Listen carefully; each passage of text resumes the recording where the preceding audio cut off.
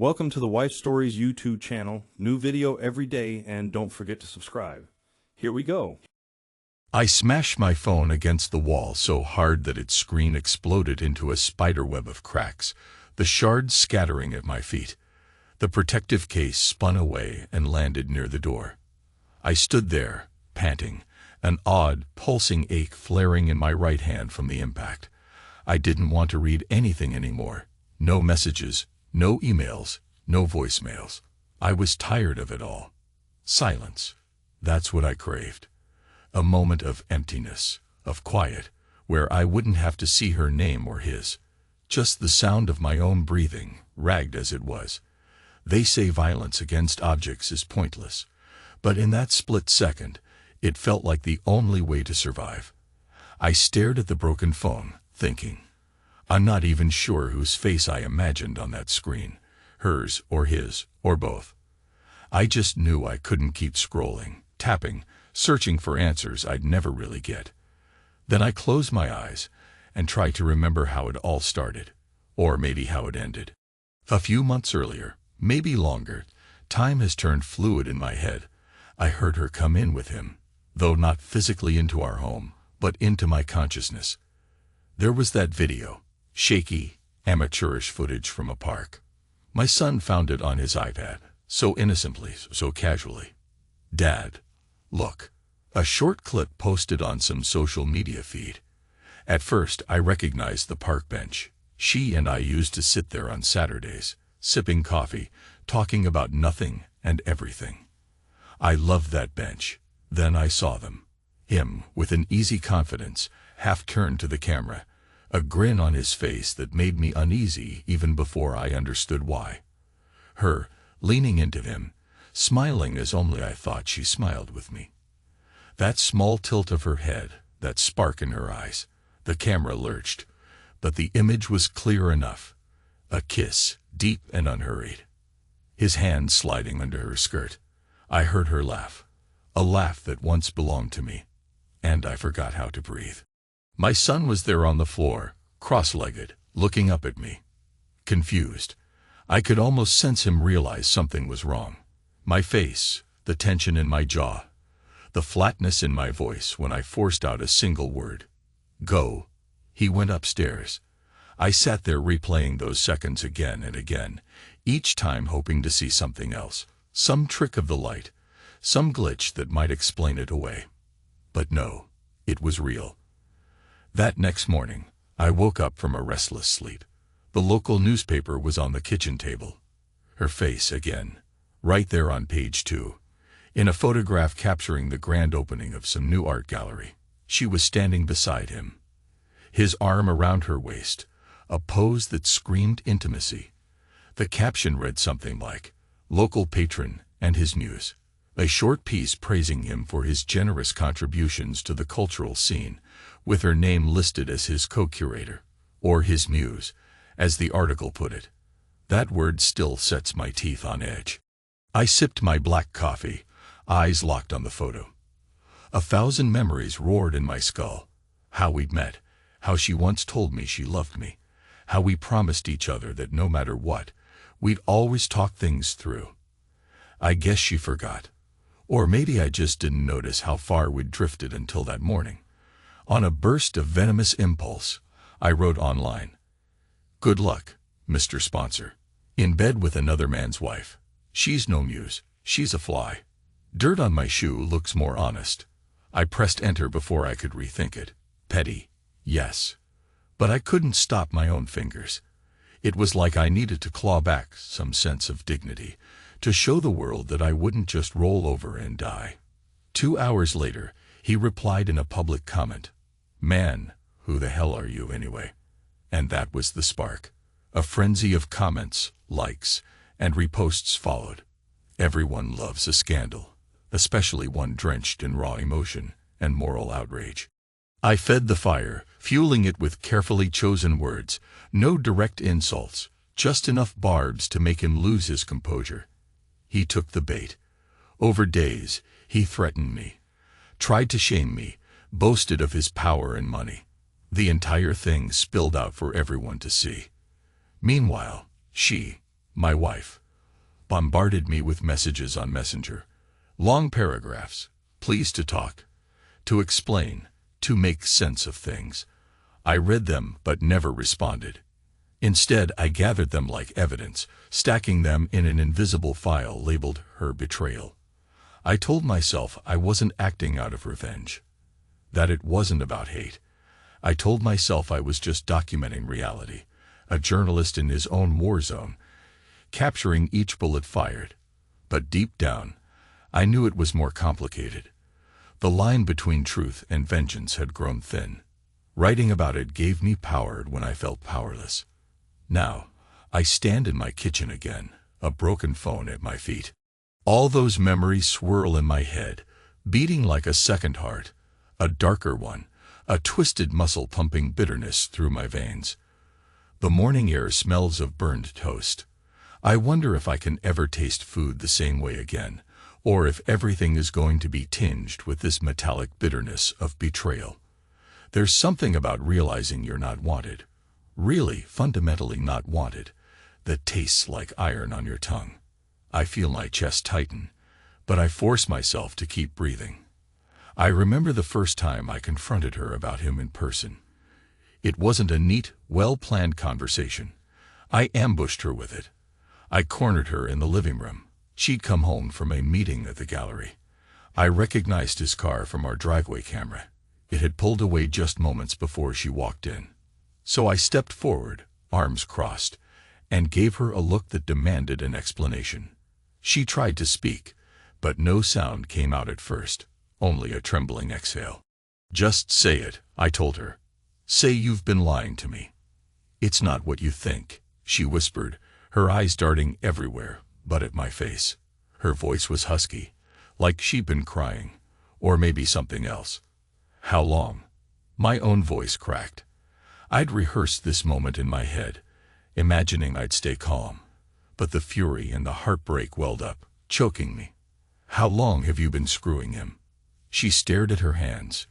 "Can we sit down?" she asked, almost in a plea. I stayed standing. "Answer me." She blinked rapidly. "It started, I don't know, a few months ago. Please, just let me explain." Explain what exactly?" I forced out a bitter laugh. "That he gave you a chance to feel special. That I wasn't good enough anymore. That you just had to open your legs for someone else because—" "Stop it," she said, her voice shaking. "You have no idea how it happened." "You?" "No, I don't." I cut in. "Enlighten me." My arms felt like lead at my sides. My throat was raw. Somewhere in the corner of my mind, I heard my own words echo, nasty and sharp. A part of me hated talking to her like this, but I couldn't stem the flow of rage. She stepped closer, tears in her eyes.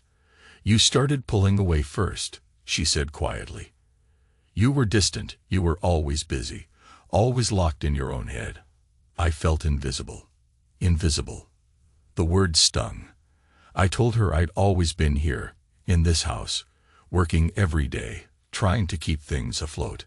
Her tears only intensified. She tried to reach for my hand, but I jerked away.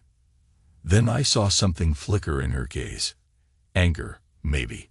Frustration. "Every time I tried to talk," she said, "you'd close off." And he listened. He saw me. "Saw you." I spat the words out. My stomach churned. "He saw you all right. On a park bench, in broad daylight, with his hand up your skirt." She wiped her eyes, sniffing. "I'm sorry," she whispered. "It just happened." I wanted to lash out, to say more, to degrade her with words until she felt as shredded as I did. But something in me snapped, or maybe died. Right then, my chest felt cold. No more arguments. No more pleas. We just stood there, the house silent except for the hum of the refrigerator.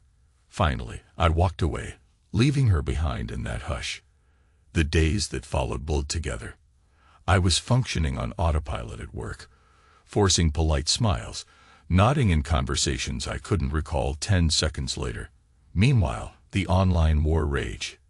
He fired off more messages, threatened legal action, demanded I delete my posts. My bitterness turned into a kind of focused anger.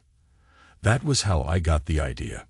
If he wanted a public fight, I'd give him one. On my turf. I'm a writer by trade. A journalist once, now a marketing copywriter. Words are my battlefield. So I started drafting the piece, a first-person account of betrayal. Not just a rant, but a well-crafted narrative. Something that would resonate. Each day, I added bits and pieces, my recollections of our marriage, how we used to share coffee on lazy Sunday mornings, how we'd held each other through job losses and the death of my grandfather. Then I slipped in the black and white facts. Her affair with him, the timeline, the humiliating video, the public meltdown. I wrote and rewrote, shaped each sentence like a blade meant to cut. Some nights, she'd come to my door, asking if we could talk. I ignored her. I was busy forging my revenge. She'd stand there, tears in her eyes, or sometimes just an expression so desolate that I almost caved. But I didn't. Instead, I closed my laptop or hid my notes until she finally left. Our son tiptoed around the house, confusion and fear etched on his face. I tried to be gentle with him, to protect him from the ugliness, but I knew he felt the tension. He'd ask if we could watch a movie together like we used to, and sometimes I'd say yes. But halfway through, my mind would drift to that damned video, or to the image in the newspaper, or to the scathing replies I planned to post the next morning. I'd glance at my boy and wish I could be that father again, the one who was present, stable, a rock. But I wasn't. I was a storm barely contained. I think about that a lot, even now. How I let my anger consume me, to the point where I neglected the only person who truly needed me.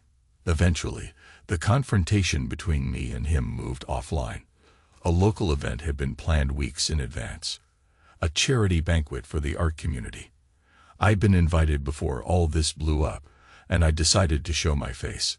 People stared when I walked in alone, wearing a dark suit and a tight expression. He was there, of course, speaking to a small crowd about his philanthropic efforts. She was near him. They glanced my way as if I were a grenade that might go off at any moment. I poured myself a drink and waited in the corner, observing, recording. My journalist instincts flared, capturing every detail. The bright overhead lights reflecting off polished floors, the light chatter that ceased whenever I approached, the tension in her shoulders when she finally looked at me from across the room. It was him who made the first move. He sauntered over, flipping open his suit jacket with a casual arrogance. "Enjoying the show?" he asked, loud enough for a few bystanders to hear. "I've seen better," I replied. Kept it short. He laughed, a hollow sound. "Let's not make a scene," he said quietly, leaning in. "We can handle this like adults." Adults. As though I were the child throwing a tantrum. "Sure," I said. "Tell me, how exactly should adults handle a situation where one sleeps with another man's wife?" "You're blowing this out of proportion," he said under his breath. "She came to me, man. You had your chance, you screwed it up. Don't blame me." My fingers tightened on my glass. For a moment, I pictured smashing it across his smug face, the same way I later smashed my phone. But I remember the audience behind him, the not-so-discreet stares. Instead, I let out a shaky breath. "You've made your choices," I said. "Now live with them." He arched an eyebrow, as if challenging me. Then a slow smirk. "You think you can ruin me with your posts and your little rants. I'm above all that. People respect me here." I stepped closer, so close I could smell his expensive cologne. "That's your mistake," I said. "Thinking you're above consequences." My voice wavered, but the steel was there. Before he could retort, I brushed past him, leaving the event entirely. Outside, the cold air hit my face, and I realized I was shaking. Not from fear, but from the adrenaline, the raw fury that simmered beneath my skin. My throat felt dry, and I wanted to roar at the sky, or break something, anything. I went home and wrote more that night. Scenes, details, Recollections of how I found out, how my wife tried to hide the truth, how he bragged about their relationship in private messages. I shaped it into a story, a confession from a wounded man, aimed at the hearts of anyone who's ever tasted betrayal. I poured my confusion, my anger, my heartbreak onto the page until the first rays of dawn appeared through the blinds. What I haven't admitted until now is the guilt that gnawed at me from the beginning. A deep, unsettling feeling that maybe I drove her away. Work had consumed me for so long. My marketing job, my side freelance writing, the obsession with ensuring we could afford everything for the family. I realized that I'd let the romance slip between my fingers. The affection, the small moments of closeness. I felt that shame pressing against my ribs every time I typed out a furious paragraph about her betrayal. The voice in my head would whisper, "You pushed her into his arms. You made her invisible." I tried to bury that voice, but it kept surfacing, like a weed you can't uproot. Each time I reread the messages she sent, the sorrow in her words threatened to unravel my righteous anger. I despised that feeling. It felt easier to blame them both entirely. He posted photos of them together next. Expensive dinners, weekend getaways, inside jokes about building a future. My wife stood beside him, wearing a dress I'd bought her for our anniversary 2 years ago. The sight of them made my throat tighten. My heart hammered until I thought it might burst. People I knew from around town started sending me sympathetic messages. Some asked if I was okay. Others wanted the juicy details. A few said I should let it go. Let it go. As if betrayal and heartbreak were something you could toss in the trash. I refused. Instead, I polished my final piece, the big story, until every line was precise, every detail verified. I was going to post it in a local online magazine where I still had some connections. Part of me knew this was crossing a line, airing my dirty laundry in such a public, irreversible way. But I also saw no other path that gave me any semblance of satisfaction. Over those days, my wife tried once more to talk to me in the house. I cornered her in the kitchen one evening. "Speak," I told her. She looked startled by my tone. "I don't want to fight," she said softly. "You think I do." My voice cracked again, but I pushed through. "Just tell me something. Do you love him?" Her eyes went wide, tears already brimming. "I don't know." She pressed her lips together. "It's not just about him. It's about everything." I felt so empty, so alone. And he made me feel alive again. "Alive," I repeated, my stomach twisting. "You know what's funny? I feel dead now, thanks to you. Thanks to him." Was that the plan? She shook her head, tears spilling over. "I never wanted this. I never wanted to hurt you or our son. I was just lost." I stared at her for a long moment, unsure if I believed her. The problem was that I could see her torment was real. But my hurt was bigger, heavier, overshadowing any empathy. My voice shook when I said, "If you felt lost, you should have come to me. Or at least had the guts to say you wanted out before sneaking around." Her shoulders sagged. "I tried," she whispered. "But it felt like you'd given up on us already." She stepped closer, her fingers trembling as she reached for my arm. For a fraction of a second, the memory of how we used to comfort each other tugged at me. Then I pulled away, quietly but firmly. "Go," I said, mirroring the word I'd once given our son. "Just go to your room. I can't do this right now."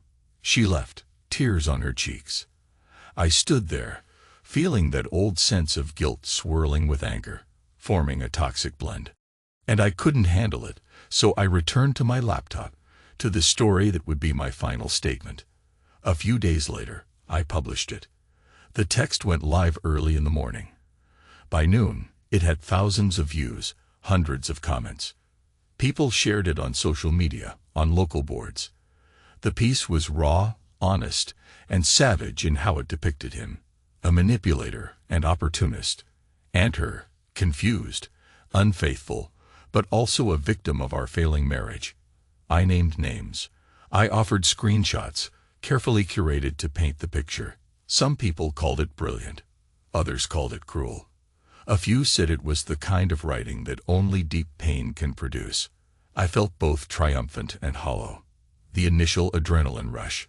Yes, I had exposed them, shown the world how they'd wronged me. Faded quickly into a strange numbness. My phone buzzed incessantly with messages from friends, acquaintances, and even strangers who felt compelled to weigh in. I read them all until I couldn't stand it anymore. And that's when I had that explosive moment in the kitchen, smashing my phone, wanting only silence. So here I am again, standing over the shattered remains of that phone. I go upstairs. The door to her bedroom is closed. Ours used to be a shared sanctuary. Now, it's like a sealed tomb. My hand hovers near the doorknob, but I don't knock.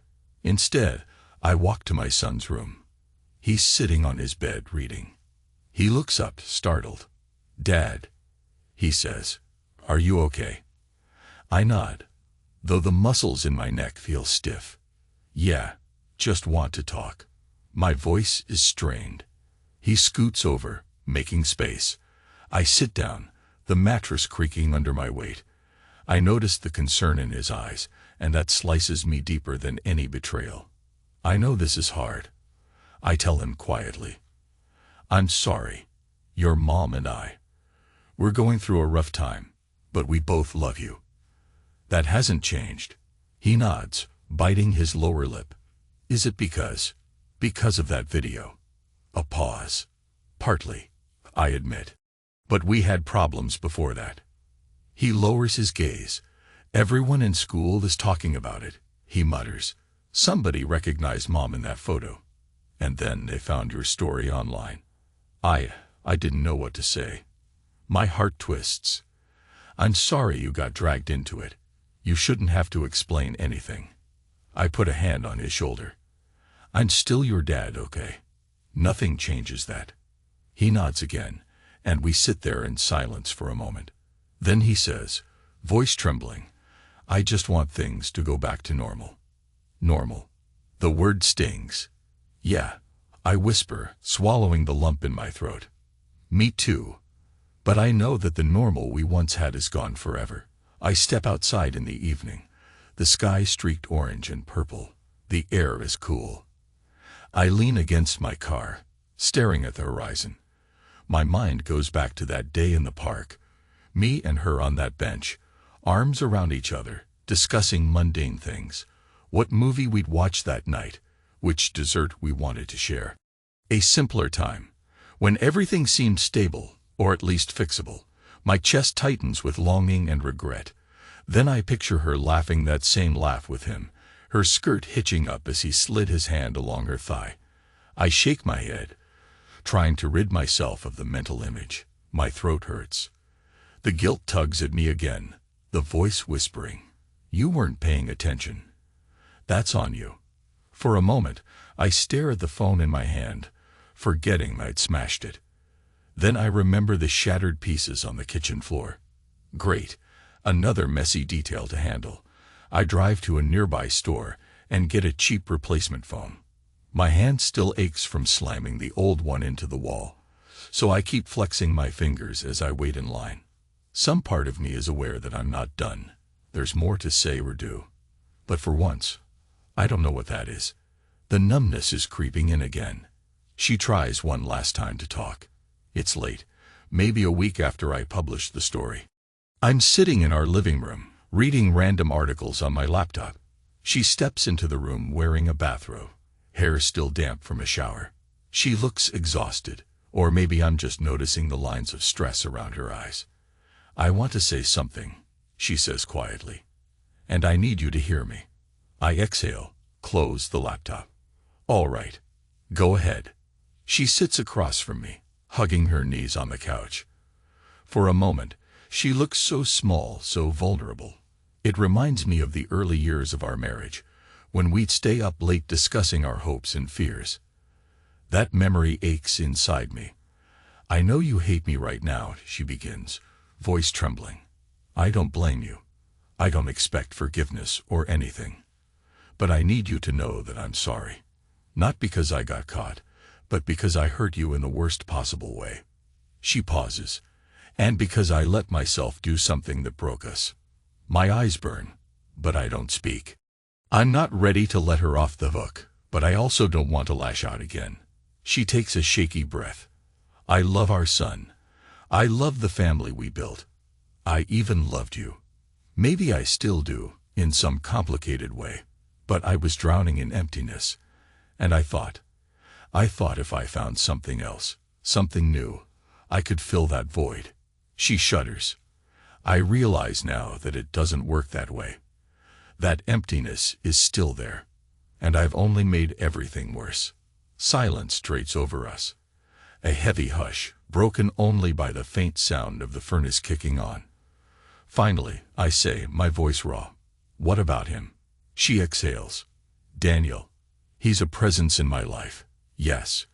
But it's not what I imagined it would be. I thought he'd be the answer, but he's just another person with his own agenda. And you found that out only after you turned our life to rubble, I say, unable to mask the resentment. Yes, she whispers, tears slipping down her cheeks. It was selfish. I understand if you never want to look at me again. I want to say something cruel, to remind her of what she did. But the sight of her trembling, the knowledge that my son is upstairs, probably straining his ears to see if we're fighting, it paralyzes me. Instead, I speak softly. I don't know where we go from here. She nods, swallowing hard. I know, she says. I'm willing to move out if you want me to. A flash of panic grips me, which surprises me. Part of me wants her gone. Another part imagines the house without her presence and feels a twisting fear. Let me think, I say finally. She nods again, stands up unsteadily, and leaves me alone in the living room. The smell of her shampoo lingers in the air, an oddly painful reminder of simpler times. I can't sleep that night, so I get in my car and drive aimlessly around town. The streets are quiet, the lights in most houses dark. I wonder how many of those homes harbor secrets and betrayals, how many couples are lying in bed side by side, feeling miles apart. Without intending to, I find myself near the gallery where she and he have been working. The sign out front is lit, elegant. I picture them inside on an opening night. He'd be charming donors. She'd be pointing out paintings, explaining nuances of color and form. They'd share little inside jokes, glances that no one else would notice but that spoke volumes. That's how it starts, I think. Little steps, small gestures, until you cross a line you can't ever uncross. My chest tightens. I lean back in my seat, close my eyes. Maybe the worst part isn't the betrayal itself, but the slow realization of how it all withers. Love, trust, the sense that you know your partner's heart. Or maybe the worst part is the casual, everyday cruelty of it. The bench in the park we both loved. The newspaper photo with her waist circled by another man's arm. The public posts that turned my private pain into entertainment for the crowd. Or maybe the worst part is the indifference that replaced something once so warm. If she can be so cold, then was our love ever real? My voice cracks in the silence of the car when I whisper, I love you, though I'm not sure if I'm talking to her or to the memory of her. Then I realize I'm crying. That rarely happens to me, but I let the tears run. It feels like something inside me is breaking in two, and maybe it needs to break so it can heal differently. Some time passes. I keep my distance from her, from him, from any conversation that might push me over the edge. One evening, out of the blue, he calls me on my new phone. His name shows up on the screen, and I freeze. Then, curiosity or masochism makes me answer. He sighs, exasperated. Let me guess, because of your story. Grow up, man. Life's not a fairy tale. You lost her. I won her. Get over it. My hand curls into a fist. You think that's what this is about? Winning or losing? She's not a goddamn trophy. Don't preach to me, he snaps. You're the one who turned this into a public circus. You humiliated her.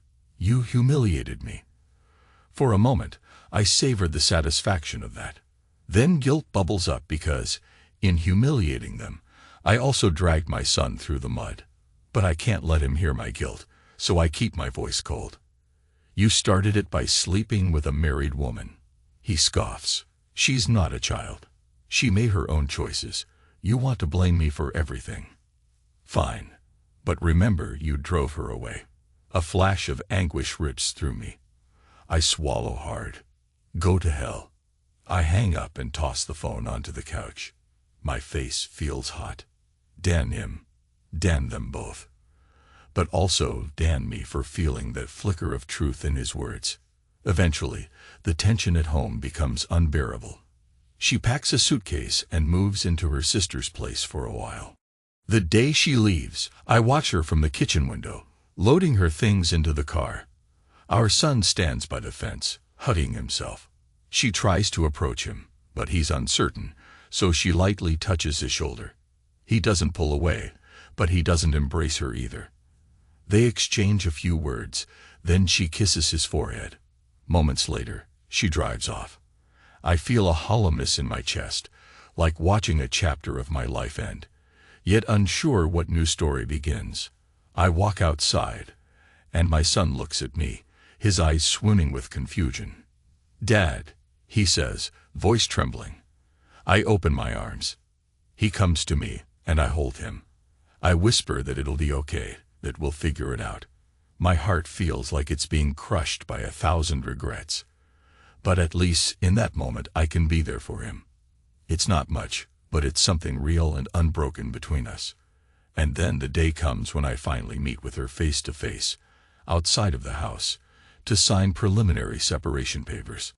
We pick a neutral ground, a small cafe downtown. She looks drained but determined. I probably look the same. We order coffee, but neither of us drinks it. She starts quietly. "I don't want to turn this into a war for custody or for assets. I think we can handle it like adults." Her tone is earnest, her hands trembling around the coffee mug. "Adults," I echo. The same word he used that night at the event. I push away the bitterness. "All right. We'll do what's best for our son." She nods. "Yes." Silence. The cafe hums around us.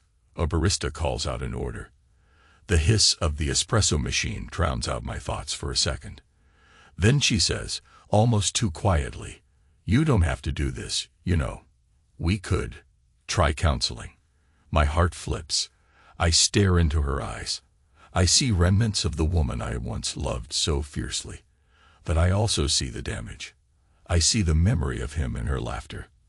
I see the heartbreak I've caused by airing our dirty laundry. I can't. I say, my voice breaking. "I'm sorry, but I just can't look at you without seeing him. I can't pretend everything's okay." She closes her eyes, tears slipping out. Then she nods. I understand. We sign the papers, leaving spaces for final details. She stands. I stand. For a moment, I think she might say something else, something that would change everything. But she just touches my hand lightly, an echo of past affection, and leaves. I spend the next weeks trying to rebuild a normal routine for my son and me. I cook poorly, but he doesn't complain.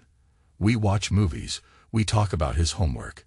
He starts opening up about how he feels about all this, mostly confusion and a strange sense of betrayal from both parents. That's the hardest pill to swallow. In my quest for vengeance, I forgot the collateral damage.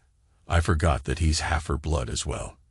My chest aches every time I hear the waver in his voice. Life keeps going. I still show up to work. I still do my job, even as an ache lingers under my sternum. I notice people giving me sympathetic nods or curious stares. The story I published remains a point of gossip. Some admire my candor, others say I went too far. I wonder if I even care anymore. One weekend, Daniel, organizes a fancy event to re-establish his good name, a high-profile gala for wealthy donors. I have no intention of attending, but I get an invitation anyway, probably as a twisted courtesy. I toss it in the trash. But on the night of the event, I find myself in the car, driving nowhere, yet winding up near the venue. It's a massive hall, lights blazing, expensive cars lined up outside. I park across the street, out of sight, and sit there in the shadows. I see the people stepping out of sleek vehicles, wearing elegant suits and gowns. Laughter, the flash of cameras. He's at the entrance, shaking hands, smiling for photos.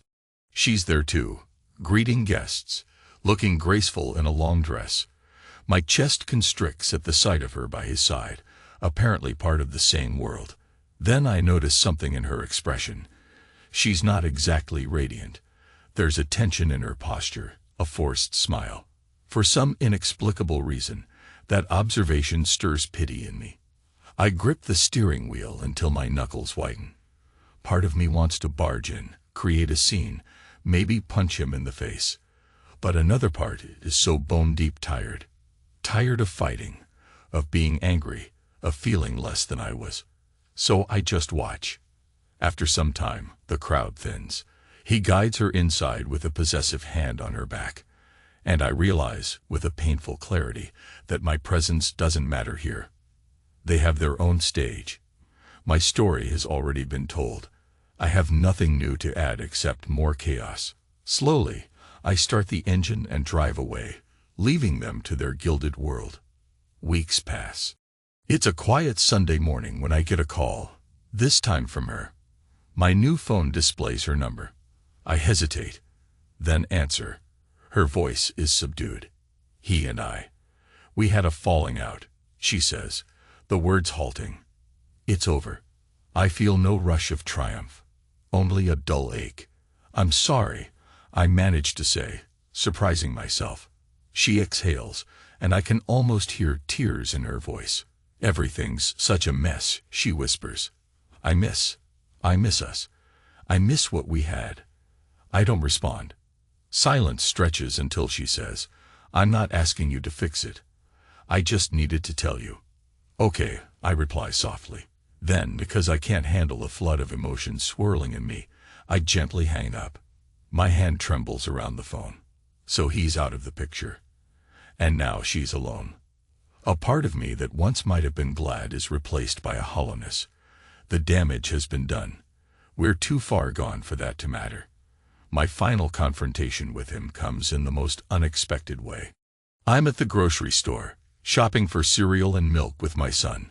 Suddenly, Daniel appears in the same aisle, pushing a cart. He sees me, stops. My son stiffens at my side. Daniel stands there, a faint bruise on his forehead. Maybe from an accident, or a bar fight, or something else. His eyes flick to my boy, then back to me. I'm not sure who moves first, but we end up inches apart, glaring. He opens his mouth, closes it, then mutters, "So, this is awkward. Don't talk to me," I say quietly, my chest tight. My son presses closer to my side. Daniel looks at my boy, tries an awkward smile. "Hi," he says, but my son just narrows his eyes. I step between them, my heart pounding. "We're done," I say. "Don't come near us again." He lets out a mirthless laugh. "You think I'd want to. She left me, you know. Don't worry, I'm not chasing after your family anymore." He rubs a hand over his bruised forehead. Not that it matters, but none of this turned out like I planned. My jaw clenches. "Good," I say, voice low. "You deserve everything you got." For a moment, we just stand there, hatred simmering. But then he exhales heavily, as if deflating. He glances at my son again, then turns his cart around and leaves without another word. I release a breath I didn't realize I was holding. My son looks up at me. "Dad," he says quietly, "I'm sorry." I put a hand on his shoulder, forcing a smile. "You didn't do anything wrong." We finish our shopping, but my hands are shaking the entire time, adrenaline burning through my veins. There's no triumph in seeing Daniel broken. There's only exhaustion. Time inches forward. The separation becomes official. The sting doesn't vanish, but it dulls, becomes part of my daily existence. My wife, ex-wife now. rents a small apartment nearby so she can remain close to our son. We arrange a schedule. Some nights, he's with me. Other nights, with her. It's not ideal, but we manage. We talk civilly for his sake. Sometimes I catch a glimpse of her regret when we exchange a few words. I suppose I feel regret, too, though not enough to salvage what's already done. The story I wrote stays online, a permanent digital testament. I revisit it one afternoon, scanning the paragraphs I'd composed in a frenzy of bitterness. The rawness unsettles me. It's like reading the diary of a man who's both me and not me. The hatred leaps off the page. I wonder if I'd still publish it today, now that the dust has settled. I'm not sure. But I do one last thing. I open a text editor, craft a short epilogue, an update, something more measured, explaining that marriages fail for countless reasons, that infidelity is just one symptom of deeper cracks. I admit some responsibility, talk about how betrayal is never black and white. Then I attach it at the end of the original story, clarifying that while I still hurt, I found reasons to keep going, reasons to let go of vengeance. I don't know if that helps anyone, or if it's just for me. Months later, I'm sitting on the park bench. The same bench where that damned video was filmed. The same bench she and I once shared. It's late afternoon. The sun leans toward the horizon, painting everything in golden hues. My son is tossing a football around with a friend on the grass nearby. I watch the two boys run, the echo of their laughter in the open air. A memory drifts through me. Her laugh, echoing on a video, entwined with another man's touch. It's still painful, but it doesn't cut as deep as before. I close my eyes, listening to the distant hum of traffic, the rustle of leaves. My mind stirs with the events of the past year, the discovery, the fury, the public scandal, the revenge, and the hollow aftermath. My voice, if I speak now, would likely crack. But I keep silent, letting the warmth of the sun ground me in the present. What's the scariest part of betrayal? Maybe it's how easy it is to sink into rage, to lose yourself in bitterness until you can't recognize your own reflection. Or maybe it's what creeps in when the anger subsides. The emptiness, the lingering question of whether you'll ever trust anyone that deeply again, including yourself. Because it's not just about them. It's about facing your own failings. I exhale slowly. My phone buzzes. This new phone that I've managed not to smash. I check it. A message from a colleague about a freelance writing opportunity. Life, moving forward. I think about all the swirling storms from before, how they consumed me. I think about my ex-wife, about my son, about Daniel. And in a strange, quiet way, I feel the barest hint of acceptance. Not of what they did, but acceptance that it happened, that it can't be undone, and that I'm still here. Still alive. Still capable of moving on. My son waves at me, beaming. He wants me to join their game. I stand up from the bench, noticing how my knees ache a bit more than they used to. That's age, or maybe the cumulative weight of heartbreak. But I'm still standing. I take a few steps across the grass toward him, hearing the soft crunch of twigs underfoot. My heart clenches with love for this boy, who's endured more than he should have. I vow to do better for him, to be present, to be a father who isn't consumed by the ghosts of betrayal. Dad, catch, he yells, and the football arcs through the air toward me, spinning in the golden light. My chest expands, and I reach out, letting muscle memory guide me. The ball lands snugly in my hands. For a brief, shining moment, I allow myself a small, genuine smile. The sun dips lower, painting the world in a final wash of amber. I throw the ball back, my shoulders looser than they've felt in months. Maybe there's a different story waiting to be written now, one about rebuilding, about learning to breathe again, about discovering that after everything crumbles, there's still something worth salvaging. Maybe that story won't be laced with bitterness and vengeance. Maybe it'll be quiet and steady, the kind of redemption you don't notice until it's already happening. As he catches the ball and laughs, I step forward to keep playing, letting the echoes of heartbreak fade into the backdrop of a life still unfolding.